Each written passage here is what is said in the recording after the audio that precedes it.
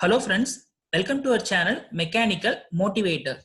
In this video, we will be seeing an introduction to governors. So this topic comes under dynamics and here they are divided into two parts. So first half will be governor and second half will be gyroscope. So what are governors? Governors are nothing but they will be regulating the mean speed of the engine when there is variation in load. So governors we can see in real time also. That is, we can see governors in college buses, school vans, school bus also we can see. So what happens there is, so just imagine if the bus is empty, so that there won't be any load, there won't be any children or college students. So the bus will be going at a speed of 60 kilometer per hour. So for going in 60 kilometer per hour, less fluid is required because there won't be any load. It's very empty. Just imagine a vice versa. If in case more students are getting into the bus, then there will be more load. So due to more load, automatically we will be requiring high amount of fuel in order to maintain that 60 kilometer per hour speed. So this 60 kilometer per hour is maintained in the bus with the help of governor, and this is what we will be seeing in this video. So what principle works here? So we will be going in depth. So just imagine what happens here is when the load increases, the speed will be decreasing. Okay, so once the load increases means the bus speed will be getting decreased, as well as in order to maintain that particular speed, what we will be doing, we will be supplying excess amount of fluid. That means fluid supply will be increasing. So vice versa, what happens when the load is decreases mean the speed automatically keeps on increasing. So there won't be any need for the fuel, right? So fuel supply will be decreasing. So this is the basic principle involving in governors. So what is the function of governor? Its main function is to regulate the mean speed of the engine when there is variation in load. So we just now saw both the cases. So what governor does is it automatically controls the supply of the working fluid to the engine with varying load condition, and also keeps the mean speed within certain limits. So initially I told, right, 60 kilometer per hour. So it will be maintaining that 60 kilometer per hour within that limit. So for this purpose only governors are mainly utilized. And another thing is we need to know a basic difference between governor and flywheel, because mostly students will be getting confused with both the things.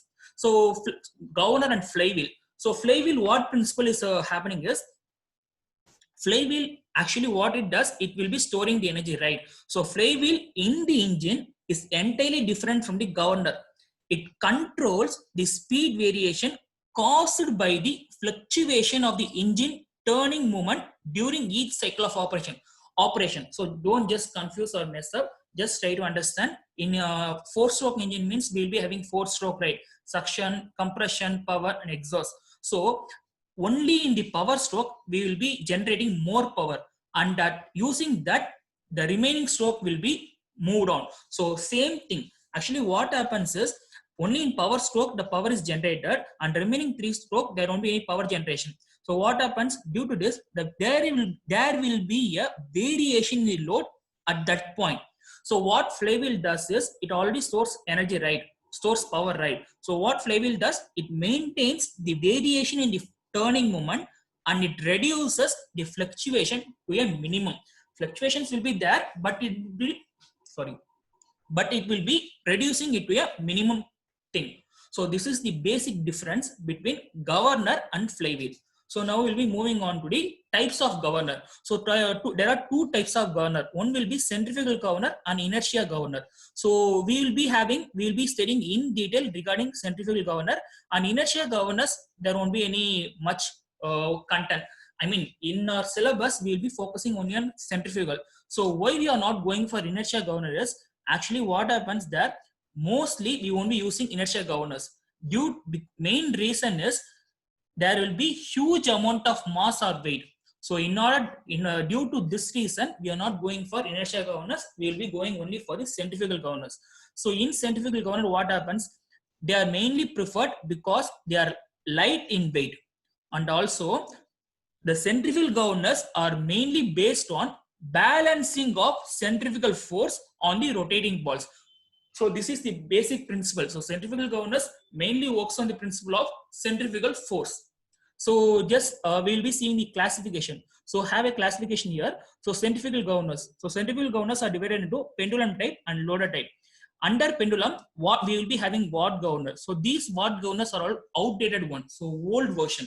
Okay. So what comes here is we will be studying watt governor, but these things won't be asked in exam repeatedly. So mainly they will be asking topics. So they will be mainly focusing on Porter governor, Proel governor, and Hartnell governor. So remaining governors are also very important, but these governors in university questions will be repeatedly coming. So now we'll be going back to the loader type. So loader type means that loader type is divided into two category. One will be deadweight governors and another one is spring control governors. Under deadweight governors, we will be having Porter governor and Proel governor. And under spring control governor, we will be having four different types of governors. One will be Hartnell and Harton, Wilson Hartnell, and Pickering governor. So these are the classification of centrifugal governors, and it's very important topic. Just have a mark of it. So next we will be seeing the working principle of the centrifugal governor. So basic principle is centrifugal governors works on the principle of centrifugal force. Actually, what happens here is we will be having, so let us have a look at this diagram. So these are called as arm. This is the upper arm and this is the lower arm. They are also called as links, and these are the fly balls. So mass of the ball will be given, and this is the spindle. The spindle will be rotating with the help of a bevel gear, and here will be crankshaft. So the governor is directly connected to the engine crankshaft. So right side will be having bell crank lever. So what happens is this sleeve is directly connected to the bell crank lever and it is interconnected with the throttle valve. So depending upon the upliftment or downward movement of the sleeve, this throttle valve closes and opens. So this is the basic thing. Now we'll be seeing step by step. Actually, what happens is once we will be having, that is, if the engine speed is very much high. So if the engine speed is very much high, what happens is the fly ball, that is the fly ball will be moving outwards. So what happens once the engine speed is very much high, this sleeve will be moving upwards.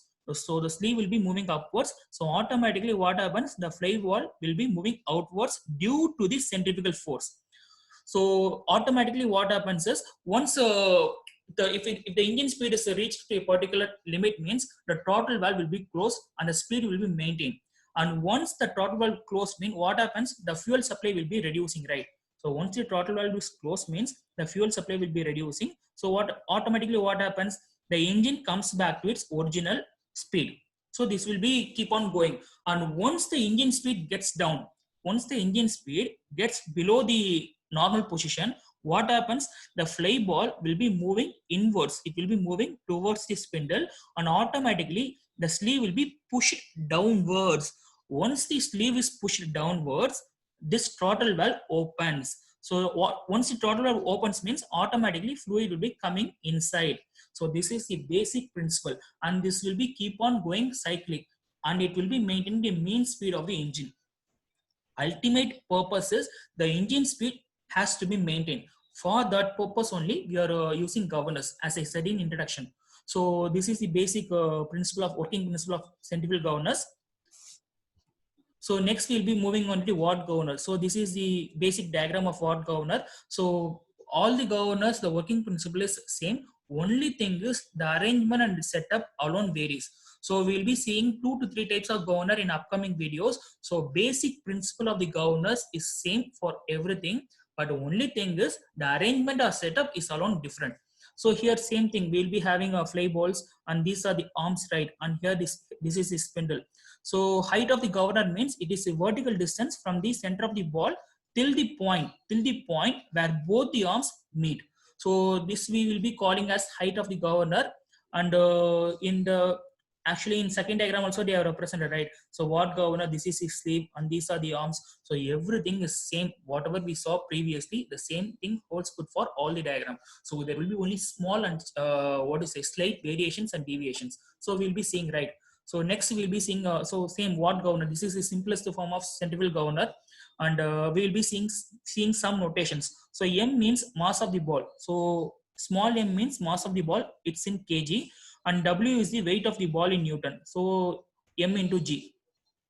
T will be the capital T will be tension in the arms. So T will be the tension in the arms in terms of newtons.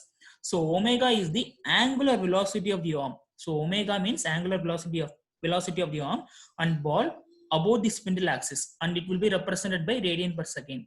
So R, small r means radius of the path of rotation, the radius of rotation, right? So we'll be representing as R, and it will be in meter or millimeter. So FC means centrifugal force. So centrifugal force acting on the ball in Newton. So centrifugal force will be acting outwards or inwards towards its middle, and it is represented as FC. So formula is M omega square R. So M omega square R, and H is the height of the governor in meters. So these are the basic terms and notations. So now we'll be moving on to the here the final formula, that is actually what happens is now we'll be taking moment about point O. So what happens? The force, centrifugal force into height. So take moment at the towards the point O. So FC into H. And second thing, right hand side will be W, right? W into R. So W we can write small m into G. So FC we can write M omega square R. H is equal to mg R. So cancel the common terms, and finally we'll be getting H is equal to G by omega square. So omega we know, right? 2 pi n by 60. So substitute 2 pi n by 60 in terms of omega. So we'll be having like this. 160 goes upward means, and once calculating means, we'll be finally getting 895 by n square meter. So height of the watt governor is 895 divided by n square in terms of meter. So next we will be seeing few terms. So these are the few terms which will be asked in 2 marks. That is the height of the governor. So height of the governor means it is the vertical distance. It is the vertical distance from the center of the ball, to the point where axis of the arm intersects on the spindle.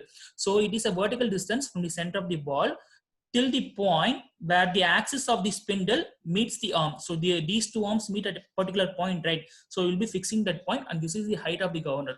Next is equilibrium speed.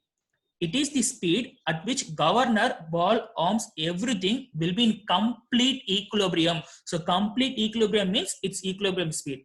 And at that particular point, the sleeve won't be moving downwards or upwards. The sleeve will be very stable. It won't be moving upward or downward. So at that particular point, we will be calling it as equilibrium speed.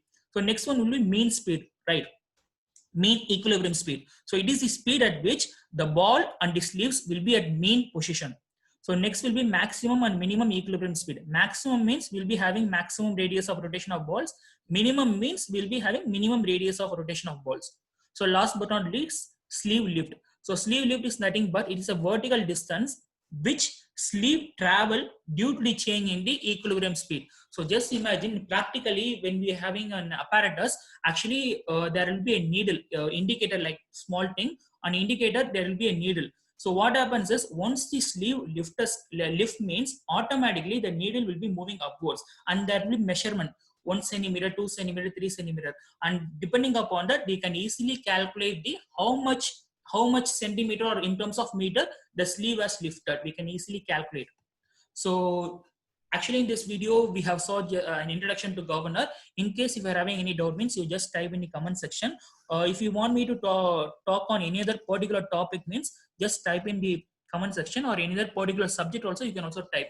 So don't forget to subscribe to my channel Mechanical Motivator and press the bell icon, then only you will be getting all the videos which I upload. Thanks for watching this video. Have a great day.